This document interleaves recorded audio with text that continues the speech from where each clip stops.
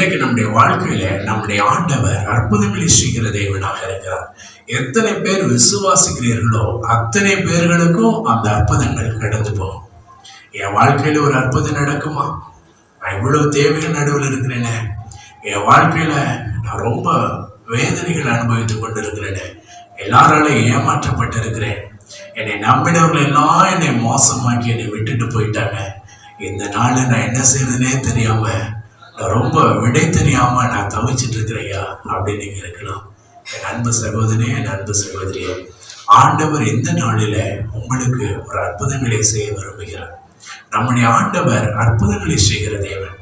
அவரிடத்தில் அற்புதங்களும் அதிசயங்களும் ஏராளமாய் குவிந்திருக்கிறது. இந்த நாளில நீங்கள் எந்த மனிதனிடத்துல நீங்கள் ஏமாந்திருந்தீர்களோ அந்த மனிதனிடத்துல தேவன் உங்களை ஆசீர்வதித்து கர்த்தர் செய்கிற அற்புதங்களை நீங்கள் பார்க்க முடியும். வேதத்திலே வாசிக்கும் பொழுது அழகான ஒரு வேத வார்த்தை இருக்குது பாருங்க. சங்கீதம் 60 அதிகாரத்துல 11வது வசனத்துல வாசிக்கும் பொழுது, இக்கட்டில் எங்களுக்கு உதவி செய்யும் மனுஷனுடைய உதவி வருதா, தேவனாலே பராக்கிரமம் செய்வோம். இக்கட்டு நாளில நீங்க ரொம்ப நெருக்கப்படும் பொழுது மாம்சத்துல நீங்க நினைச்சுப்பீங்க, யாராவது எனக்கு உதவி செய்ய மாட்டாங்களா? நீங்க போய் மனுஷன் ஈஸியா போய் உதவி வேணும்னு கேட்பீங்க. ஆனால் அந்த மனிதன் உதவி செய்யாதபடி உங்களை பலவிதமாய் பேசி உங்களை ஏளனப்படுத்தி உங்களை அனுப்பிவிடலாம். அப்படி உங்களுடைய இருதயம் சுக்குநூறாக உடைந்து போய்விடும். இப்படி சொல்லிவிட்டார்களே, நான் மிகுந்த ஒரு எதிர்பார்ப்போடு இந்த மனிதனை நான் நம்பியிருந்தேன், நான் இந்த மனிதனை எவ்வளவு மழை போல நம்பி நான் வந்தேனே என்று சொல்லி நீங்க ரொம்ப சோர்ந்து போயிருக்கலாம். என் அன்பு சகோதர சகோதரி, சோர்ந்து போகாதீங்க. ஆண்டவர் உங்களுக்கு ஒரு அற்புதம் செய்ய போகிறார். நம்முடைய ஆண்டவர் யார் தெரியுமா? அற்புதங்களின் தெய்வம். நீங்க எல்லாராலும் நெருக்கப்படும் பொழுது இக்கட்டு காலங்கள் வரணும் பாருங்க.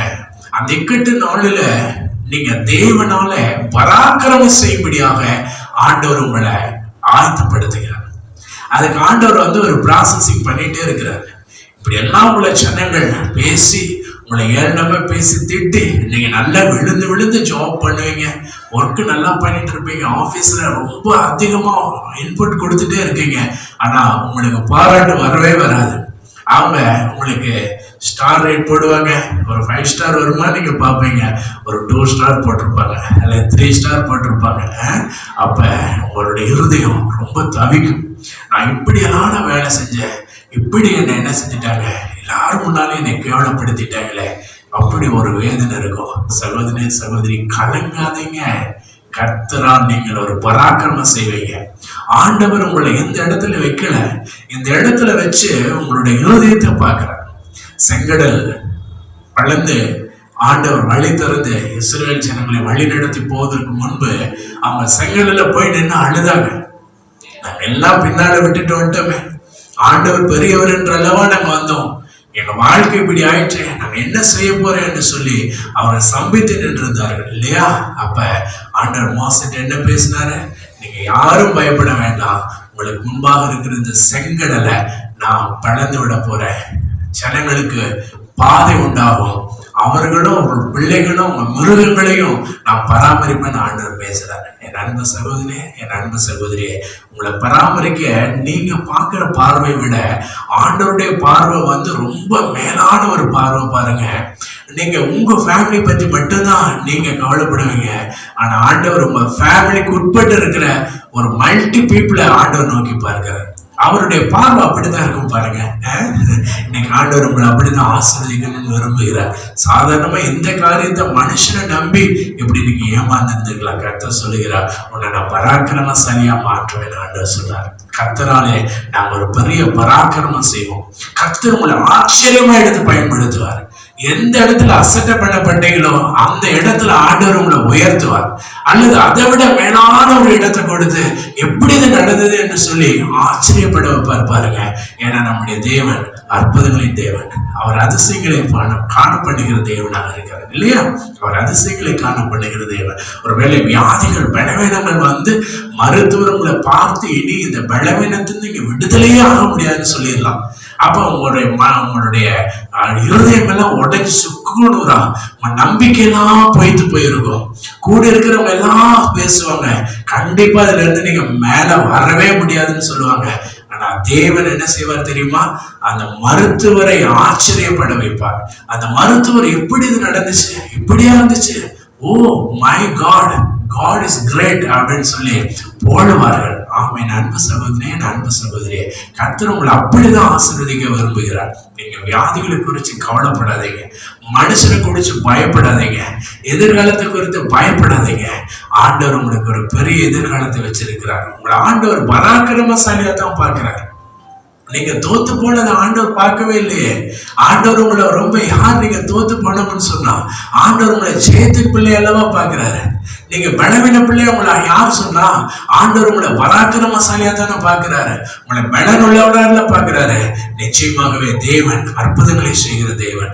தேவனால் செய்ய முடியாத அதிசயம் ஒன்று உண்டோ என்று சொல்லி ஆண்டவர் கேட்கிறார். பாருங்க, ஆண்டவர் இன்றைக்கு உங்களுக்கு ஒரு அற்புதத்தை செய்யணும்னு நினைச்சிட்டாருன்னா அதை எப்படியே செய்து முடிப்பார். ஆண்டவர் இதை செய்து முடிக்கிற வரைக்கும் உங்களுடைய கண்கள் அவரையே நோக்கி பார்க்கணும். அவர் மேலேயே நீங்க என்ன செய்யணும், ரொம்ப வாஞ்சியா நீங்க காத்திருக்கணும். பாருங்க, வேத வார்த்தைகளை படிச்சு, வசனங்களை இருதயத்துல வச்சு, வாக்கு தத்துவங்களை வச்சு அப்படியே முழங்கால் பண்ணிட்டு ஜெபம் பண்ணுங்க. அந்த வாக்கு தத்துவம் நிறைவேறுகிற வரைக்கும் அந்த வார்த்தைகளை விட்டு விலகவே விலகாதீங்க. உங்களுடைய குடும்பங்களை ஜெபத்துல நடத்துங்க. ஜெப ஆவியில என் குடும்பம் நிரப்பப்படும் சொல்லி வாஞ்சியோடு கூட நீங்களும் உங்க குடும்பம் உங்க பிள்ளைகளும் ஆண்டவரை தொழுது கொண்டே இருங்க. ஆண்டவர் ஏற்ற வேளையில அற்புதங்களை செய்வார். பாருங்க, தானியேலை தூக்கி போட்டாங்க, சிங்க கெபிலே போட்டாங்க. எவ்வளவு ஒரு உத்தமமான வேலை செஞ்சார் இல்லையா? ஆனா அவர் மேல குற்றம் சாட்டினார். இன்றைக்கு குற்றம் சுமத்துற ஜனங்கள் ஒருவேளை உங்களுக்கு முன்பாக இருக்கலாம். அந்த குற்றம் சுமத்துகிற, குற்றம் சாட்டுகிற ஜனங்கள் நடுவில் கர்த்தர் உங்களை அதிகாரியாக உயர்த்துவார். அது எவ்வளவு பெரிய ஆச்சரியம் பார்த்தீங்களா? இந்த மாதத்துல அப்படி ஆண்டவர் செய்ய போறாரு. இந்த நாட்களில, இந்த வருஷத்துல கர்த்தர் அப்படி உங்களுக்கு ஒரு நன்மையான இந்த வருஷத்தை முடிச்சுட்டு போறார். இந்த நாட்கள் நெய்யாய் பொழிகிறது. உங்க பாதையெல்லாம் நெய்யாய் மனம் வீசும். உங்களுடைய பாதைகள் எல்லாம் நடுப்பகல் மறைக்க இருக்கக்கூடிய ஒரு நல்ல வெளிச்சமாக ஆண்டவர் உங்களுக்கு நல்ல ஒரு ஆசீர்வாதமான வாழ்க்கைய ஆண்டவர் என்று உங்களுக்கு கொடுக்க போகிறார். சோர்ந்து போகாதீங்க என் அன்பு தெய்வ பிள்ளைகளை. ஆண்டவர் பாருங்க உங்களை ஆசீர்வதிக்க விரும்புறார். வாலிப பிள்ளைகளை உயர்த்தணும்னு விரும்புறாரு. சிறு பிள்ளைகள் எல்லாம் எக்ஸாம்ல நல்ல ரிசல்ட் கொடுத்து ஃபர்ஸ்ட் கிளாஸ்ல பாஸ் பண்ணணும்னு ஆண்டவர் விரும்புறாரு. அப்படின்னா பிள்ளைகளை நீங்க சோர்ந்து போகவே கூடாது. சோர்வை கொண்டு வருது பிசாசு. பிசாசு எதிர்த்து நீங்க போராடணும், ஜெயம் எடுக்கணும். பில்லி சூனியங்களை பார்த்து பயப்படக்கூடாது. பில்லி சூனியனை என்ன செய்யும், விக்கிரகங்களை என்ன செய்யும், அந்தகார கட்டுகளை என்ன செய்யும், அவைகள் எல்லாத்தையும் இயேசுவின் நாமத்திலே ஜெயம் எடுப்பேன்னு சொல்லி என் புதிய ஜெயத்தோடு கூட அதை நீங்க மேற்கொள்ளணும். என் அன்பு சகோதர சகோதரிகளே, ஆண்டவர் அப்படிப்பட்ட பலனை ஆண்டவர் உங்களுக்கு கொடுப்பார். ஆண்டவர் பலத்தின் தேவன், சத்துவத்தின் தேவன். ஆண்டவர் உங்களை பராக்கிரமசாலியா பார்க்கிறார். நீங்க ஜெயிப்பீங்க, ஜெயத்தின் பிள்ளைகளை ஆண்டவர் பார்க்கிறார். நீங்க ஆண்டவர் உயர்த்துவார். நீங்கள் உயர்த்தப்பட்ட பிள்ளைகளை தான் ஆண்டவர் உங்களை வச்சிருக்கிறார். உங்களை ஆண்டவர் ஒரு ஐஸ்வர்யமான பார்க்கிறார். உங்களுக்குள்ள ஐஸ்வர்யத்தை ஆண்டவர் கொடுத்து உங்களை மேன்மைப்படுத்தணும்னு ஆண்டவர் விரும்புகிறார். ஆண்டவர் சொன்னாரு, என் தேவன் தம்முடைய மகிமையின் ஐஸ்வர்யத்தின்படி உங்கள் குறைவையெல்லாம் கிறிஸ்து இயேசுவுக்குள் மகிமையிலே நிறைவாக்குவார். ஆண்டவர் நிறைவாக்குவார். பாருங்க, ஒரு நாள் குறைபட விடவே மாட்டார். குறைவை கொண்டு வருகிறவன் பிசாசு. குறைவை கொண்டு வருகிறது நம்முடைய எண்ணங்கள் தான், உங்களுடைய யோசனைகள் தான் குறைவை கொண்டு வரும். உங்களுடைய இருதயத்துல நீங்க எதை சிந்திக்கிறீங்களோ அது குறைவா தான் இருக்கும். ஆனா ஆண்டவரை யோசிச்சுட்டு அதை நீங்க பார்த்தீங்கன்னா அது ரொம்ப நிறைவா இருக்கும். ஆண்டவர் நிறைவானவர் இல்லையா? மெஜஸ்டிக் காட், மகிமையின் ராஜா. அந்த மகிமை மகத்துவ ராஜாவை பார்த்துட்டு எந்த காரியம் ரொம்ப சாதாரணமா இருக்கு நீங்க நினைக்கிறீங்களோ அதை பாருங்க, அது அப்படியே பயங்கரமா மெஜஸ்டியா மாறிடும். இன்றைக்கு தேவன் உங்களுக்கு ஒரு பெரிய அற்புதங்களை செய்ய போகிறார்.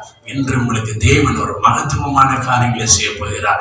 இந்த வரக்கூடிய காலங்களில ஆண்டவர் உங்களை எடுத்து உபயோகப்படுத்த போகிறார்.